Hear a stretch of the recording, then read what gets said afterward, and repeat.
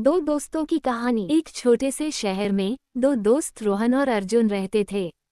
वे बचपन से ही दोस्त थे और साथ में खेलते कूदते बड़े हुए। एक दिन रोहन के पिता का व्यवसाय डूब गया और उन्हें आर्थिक समस्याओं का सामना करना पड़ा। अर्जुन ने रोहन की परेशानी देखी और उसकी मदद करने का फैसला किया। उसने अपने पिता से बात की और उन्हें रोहन के पिता के व्यवसाय को फिर से खड़ा करने में मदद करने के लिए राजी किया। धीरे धीरे रोहन के पिता का व्यवसाय फिर से पटरी पर आ गया। रोहन ने अर्जुन को धन्यवाद दिया और कहा, तुम मेरे सच्चे दोस्त हो। अर्जुन ने मुस्कराते हुए कहा, दोस्ती का यही मतलब है। उनकी दोस्ती और भी मजबूत हो गई। भूत और साधु की अनोखी कहानी। भूत और साधु की कहानी। एक छोटे से गांव में एक साधु रहा करते थे। वे बहुत ही दयालु और ईमानदार थे। एक रात जब वे जंगल से गुजर रहे थे तो उन्हें एक भूत दिखाई दिया। भूत ने साधु से कहा, मैं तुम्हें परेशान करूंगा क्योंकि तुम हमेशा दूसरों की मदद करते हो और मेरी शक्तियों को कम करते हो। साधु ने कहा, मैं किसी को परेशान नहीं करता बल्कि मैं सबकी मदद करता हूँ। तुम्हें भी मेरी मदद करनी चाहिए। भूत ने साधु की बात मानी और उनकी मदद करने लगा। धीरे धीरे भूत के अंदर का क्रोध और द्वेष कम होने लगा। एक दिन भूत ने साधु से पूछा, आपकी दया और प्रेम ने मेरे अंदर का क्रोध कैसे समाप्त कर दिया? साधु ने कहा, दया और प्रेम से ही हम दूसरों के दिल जीत सकते हैं और अपने अंदर की नकारात्मकता को समाप्त कर सकते हैं। नैतिक शिक्षा। इस कहानी से हमें ये सीखने को मिलता है कि दया, प्रेम और सहानुभूति से हम किसी के भी दिल को जीत सकते हैं और उनके अंदर की नकारात्मकता को समाप्त कर सकते हैं। हमें हमेशा दूसरों की मदद। गरीब किसान की कहानी। एक छोटे से गांव में एक किसान रहता था। वह अपने खेत में मेहनत से काम करता था और अपने परिवार का पालन पोषण करता था।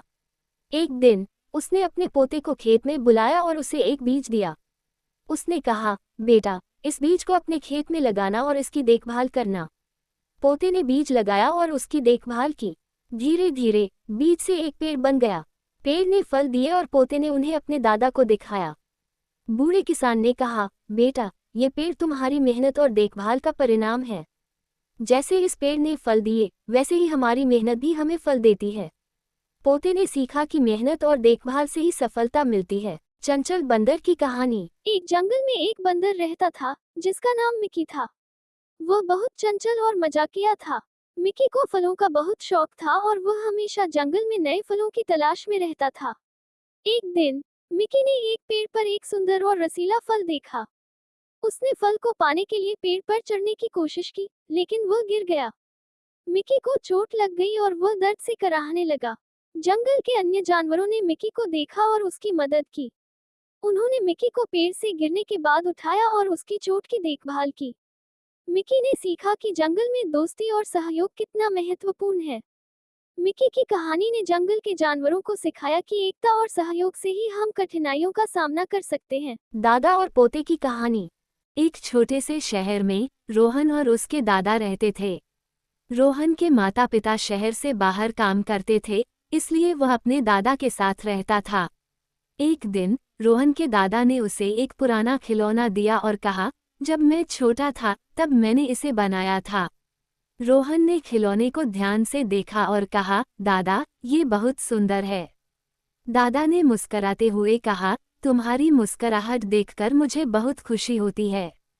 उस दिन से रोहन और उसके दादा ने साथ में बहुत समय बिताया, कहानियां सुनाई और खिलौने बनाए। उनके बीच का प्यार और भी मजबूत हो गया।